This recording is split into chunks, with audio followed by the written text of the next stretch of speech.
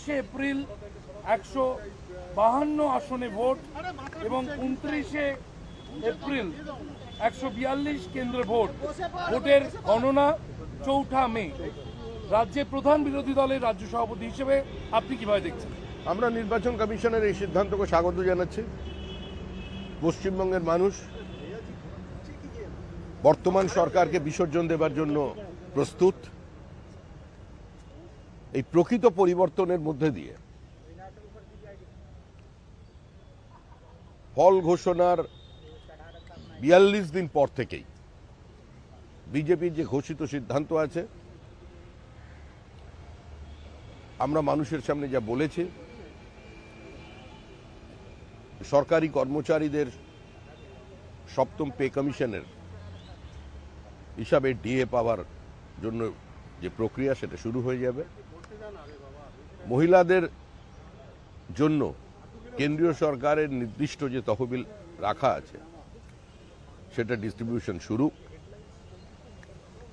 অন্নপূর্ণা লক্ষ্মী ভাণ্ডারের মধ্যে দিয়ে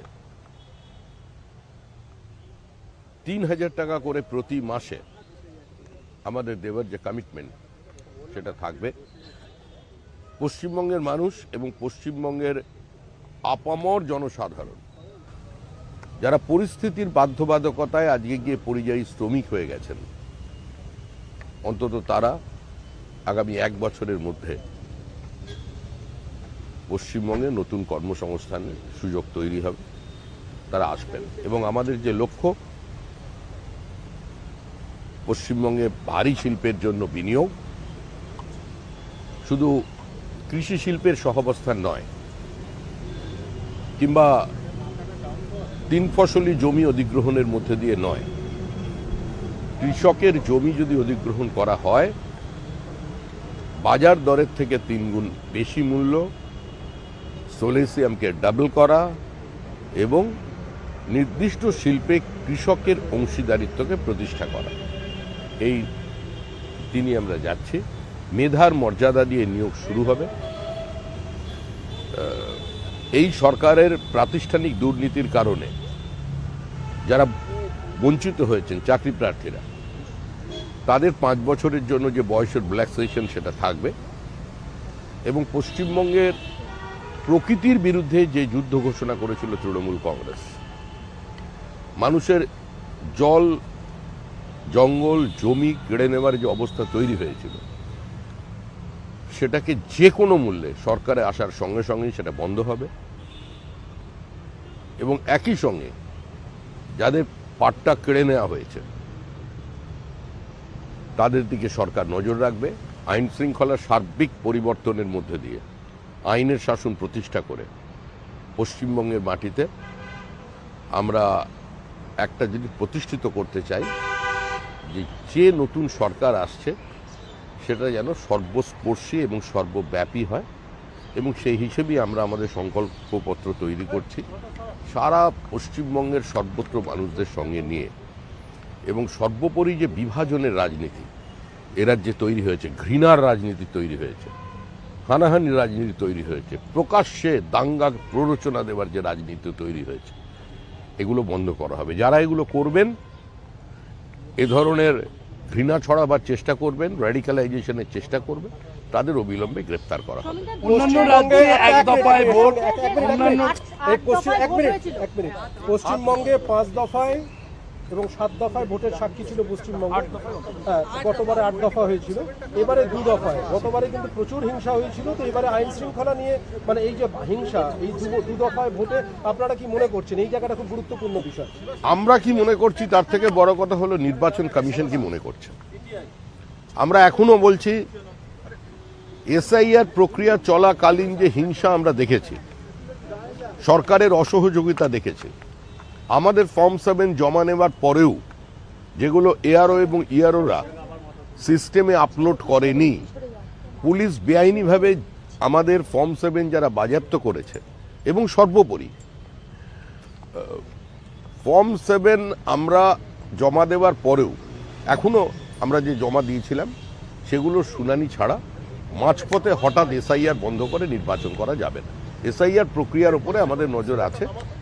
নো এসআইআর নো ভোট আমাদের অতীতে যে স্ট্যান্ড ছিল সেটাই থাকবে। প্রথম দফায় উত্তরবঙ্গের যে আসনগুলি সেগুলিতে ভোট হওয়ার কথা, এবং দ্বিতীয় দফায় তুলনামূলক দক্ষিণবঙ্গে প্রথমটা 152, দ্বিতীয়টা 142 কেন্দ্রের ভোট। এই যে বিভাজন, এটা ঠিকঠাক? দুই দফায় এটা তো বিভাজনের রাজনীতি নয়। পশ্চিমবঙ্গে এখন সবকিছুতেই বিভাজন চলছে। এক দফায় ভোট হলে কিছু মানুষ আরো খুশি হতেন, দু দফায় করেছেন, আমরা স্বাগত জানাচ্ছি। অন্যান্য রাজ্যে এক দফায় ভোট, অন্যান্য রাজ্যে এক দফায় ভোট, শুধু পশ্চিমবঙ্গে এই যে 5 রাজ্য, এর মধ্যে শুধুমাত্র পশ্চিমবঙ্গেই 2 দফায় ভোট করতে হচ্ছে। হরিয়ানায় নির্বাচন হলো, বিহারে নির্বাচন হলো, দিল্লিতে নির্বাচন হলো। নির্বাচনের পরে জেসিবি মেশিন দিয়ে পরাজিত প্রার্থীর বাড়ি কেউ গুড়িয়ে দিয়েছে, কোনো মৃত্যুর সংবাদ আছে, কোনো বোমাবাজি হয়েছে, মাথা ন্যাড়া করে বাড়িতে ঢোকানো হয়েছে, জরিমানা দিয়ে বাড়ি ফিরতে হয়েছে, অটো চালক টোটো চালকের রুট বন্ধ করে দেওয়া হয়েছে, বাসের কন্ডাক্টরকে বাস থেকে নামিয়ে দেওয়া হয়েছে, দোকান বন্ধ করে দেওয়া হয়েছে, থুতু ফেলে সেটা তাকে দিয়ে চাটানো হয়েছে। এই ঘটনা কোথাও ঘটেছে?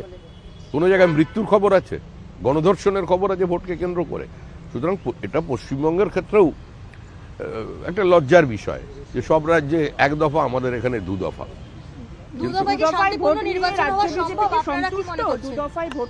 আমরা তো স্বাগত জানাচ্ছি। এবার সন্তোষ অসন্তোষের কোনো প্রশ্ন নেই। আমরা নির্বাচন কমিশনের উপরে আস্থা রাখছি, একটি সাংবিধানিক সংস্থা। আমরা মনে করি তারা এখানে শান্তিপূর্ণ ভোট করাতে সক্ষম হবেন, এবং তার আগে একটা ভেজাল মুক্ত, ত্রুটিমুক্ত ভোটার লিস্ট মানুষকে উপহার দেবেন। কমিশন বলছে হিংসাবিহীন। বিজেপি চেয়েছিল 8 দফায় ভোট করতে, তৃণমূল বলছে যে তাহলে এবার 2 দফায় ভোট বিজেপি নির্বাচন কমিশন। তৃণমূল কি বলছে, তৃণমূল কি না বলছে, এটা নিয়ে আর মানুষ চিন্তা করছে না।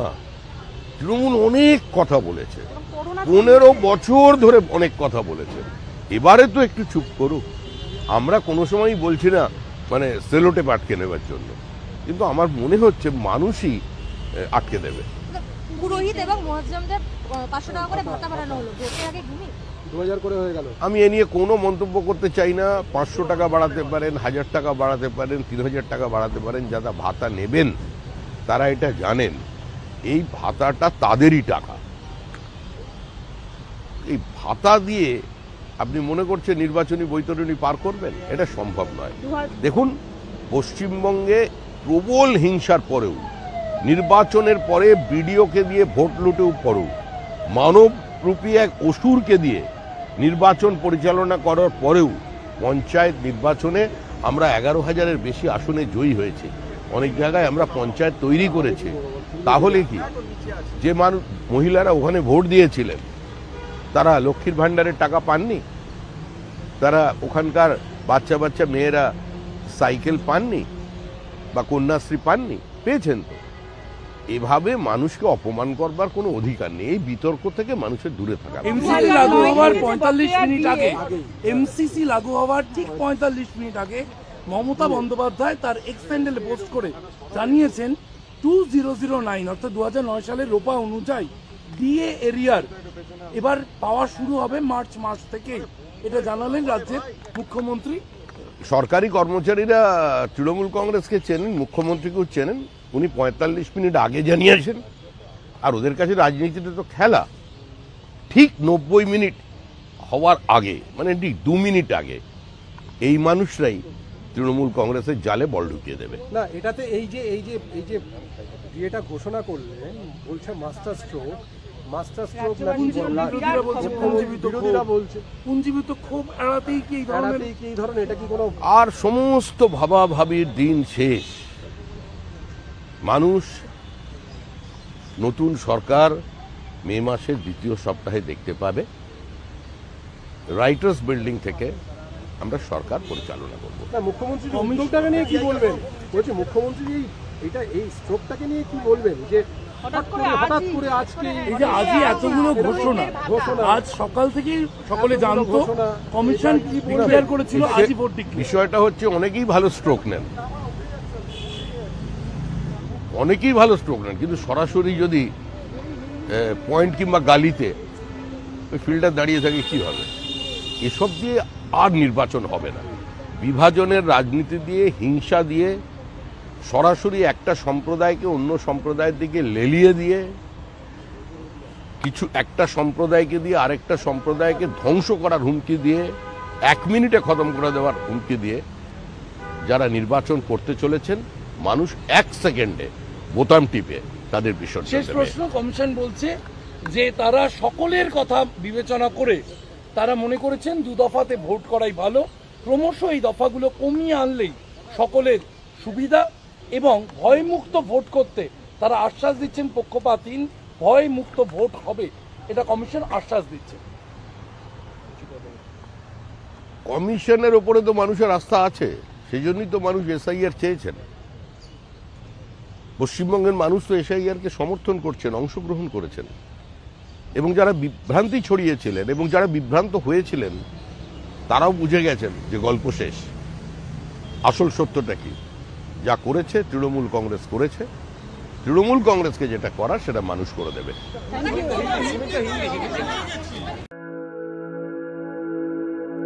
আপনি কি জটিল কিছু সমস্যায় ভুগছেন? সমাধান পেতে চান? যোগাযোগ করুন প্রখ্যাত জ্যোতিষ ও তান্ত্রিক মনসারাম ভট্টাচার্যের কন্যা মনসা কন্যার সাথে। প্রখ্যাত জ্যোতিষ ও তান্ত্রিক মনসা কন্যা হাওড়া জানবাড়ি ও হাতিবাগানের নিজস্ব মন্দিরেও বসেন। যোগাযোগ 9830106967 আর 9239655323।